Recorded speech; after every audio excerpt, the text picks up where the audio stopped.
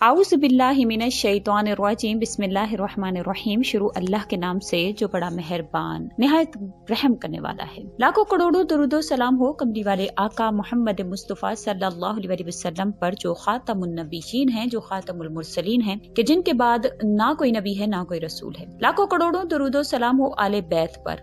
अस्सलामु अलैकुम, मेरा नाम है मोमिना मेहरबान। आज वीडियो लेकर मैं आपकी खिदमत में हाजिर हुई। वो शाबान का चांद देखकर अगर आप ये 2 रकात पढ़ लेते हैं तो इंशाअल्लाह ताला अल्लाह करीम आपकी हर हाजत को पूरा फरमाते हैं, आपकी हर परेशानी खत्म हो जाती है इंशाअल्लाह ताला। मुकम्मल तौर पर इसका वजीफा आपसे जिक्र करूंगी, शाबान के चंद फजाइल भी आपसे जिक्र करूंगी, तो आपने वीडियो को गौर और तवज्जो से एंड तक जरूर सुनना है ताकि आप मुकम्मल तौर पर मुस्तफीद हों।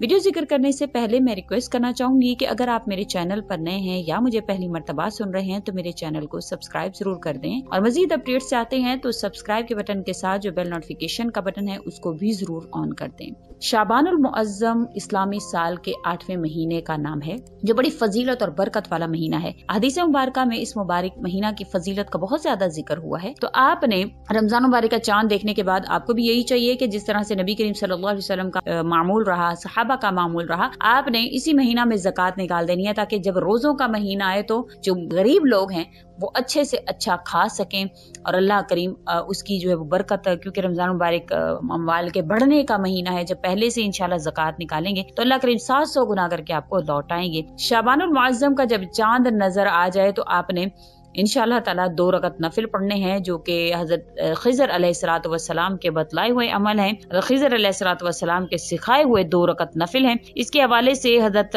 इमाम शाफी रहमतुल्लाह अलैह की एक किताब में उनका हाथ का लिखा हुआ पड़ा हुआ था, जिसको मोहम्मद बिन दस्तविया ने मनकूल किया है कि इनके हाथ का लिखा हुआ एक कागज था जिस पर यह नमाज हाजत लिखी हुई थी, और लिखा हुआ था कि 1000 हाजतों के वास्ते अगर हजरत खिज़र अलैहिस्सलातु वस्सलाम की ये नमाज पढ़ी जाए तो 1000 हाजतें भी आपकी कबूल होंगी। ये जो नमाज है खिज़र अलैहिस्सलातु वस्सलाम ने किसी आबिद को सिखाई थी। ये 2 रकत नफिल पर मुश्तमिल है। पढ़नी आपने किस तरह से कि अव्वल रकत में आपने सूरतुल फातिहा 1 मरतबा, कुल या अय्युहल काफिरून आपने 10 मरतबा पढ़नी है।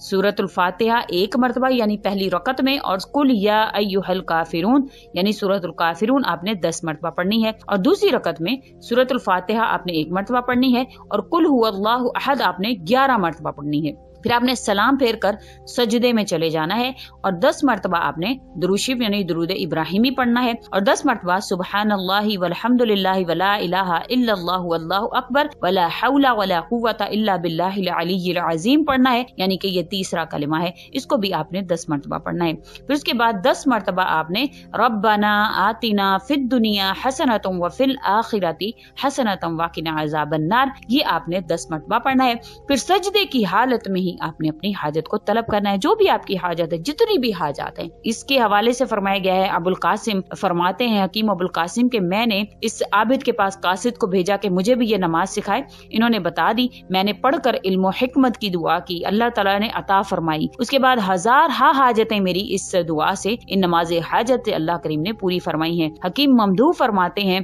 कि जो शख्स भी ये नमाज पढ़ना चाहिए तो उसको चाहिए कि अल्लाह करीम के आगे पाक साफ होकर, मुअत्तर होकर इस नमाज को अदा करे। फिर उसके बाद शक की कोई गुंजाइश ही नहीं है कि उसकी दुआ कबूल नहीं होगी। तो आपने जरूर ये अमल कर लेना है। 2 रकत नफिल पर मुश्तमिल है, और हमेशा से मेरा जो पैगाम है आपके लिए वो यही है कि जब भी आपको कोई हाजत दरपेश हो, ऐसा नहीं है कि चांद को देखकर ही हम नवाफिल को एहतमाम करेंगे, या हम शाबानुल मुअज्जम के महीना में नवाफिल का एहतमाम करें, या हम रमजान में ही नवाफिल का एहतमाम करें। हमारी पूरी जिंदगी का मकसद अल्लाह करीम की अताअत होनी चाहिए, अल्लाह करीम के बताए गए रस्तों पर चलना होना चाहिए। अल्लाह ताला ने हमें जो भी तरीक़े कार बतलाए हैं जिंदगी गुजारने के, अगर हम उसको लेकर चलते हैं, हम उस तरीके को फॉलो अप करते हैं, तो हमारी जिंदगी में मुश्किलात जो है वो नहीं आती हैं। बहुत से आपने ऐसे लोग देखे होंगे जो पुरसकून हैं, जिनकी जिंदगी में अल्लाह करीम ने सुकून अता फरमाया। जब आप उनसे बात करते हैं, जब आप उनसे पूछते हैं, तो वो कहीं ना कहीं अल्लाह करीम के करीब होते हैं, क्योंकि उनको हर चीज हासिल होती है। पहले हमारी कोशिश होती है हमें ये भी हासिल हो जाए, वो भी हासिल हो जाए, लेकिन जब हम उस हासिल चीज तक पहुंच जाते हैं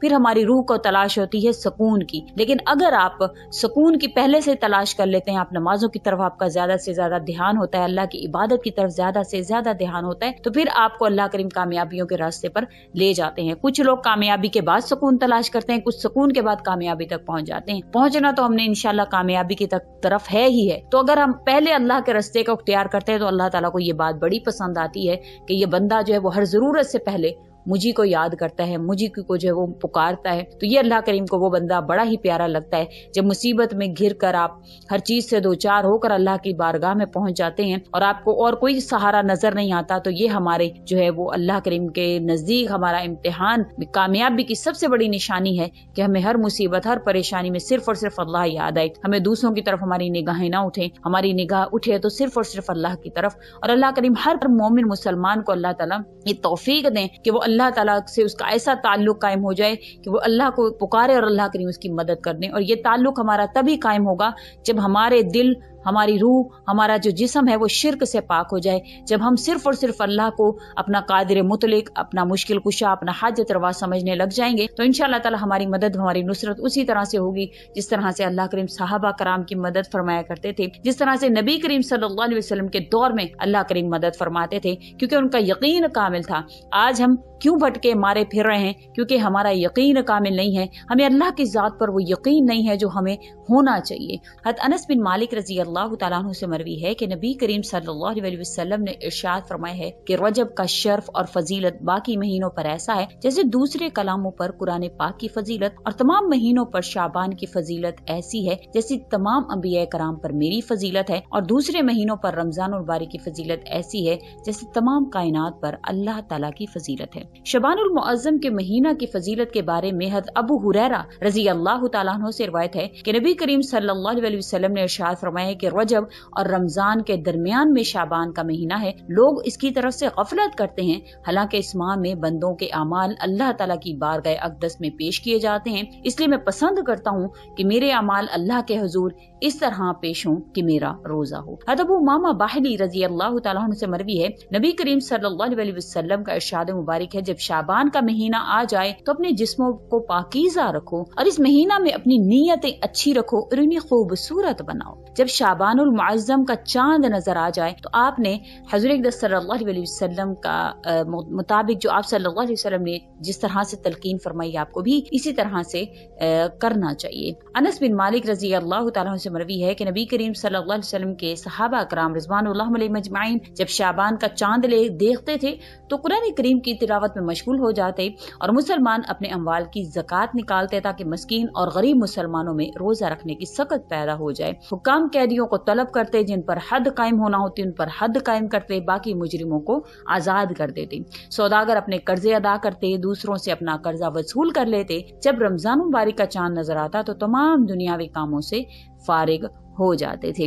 تو امید کرتی ہوں کہ آپ اللہ کی ذات پر کامل یقین رکھیں گے اور چاند کو دیکھ کر یہ 2 رکعت پڑھ کے اللہ سے جو مانگیں گے اللہ تعالیٰ آپ کو عطا فرمائیں گے۔ اسی کے ساتھ اجازت چاہوں گی، وآخر الدعوانا ان الحمد للہ رب العالمین۔ اللہ حافظ۔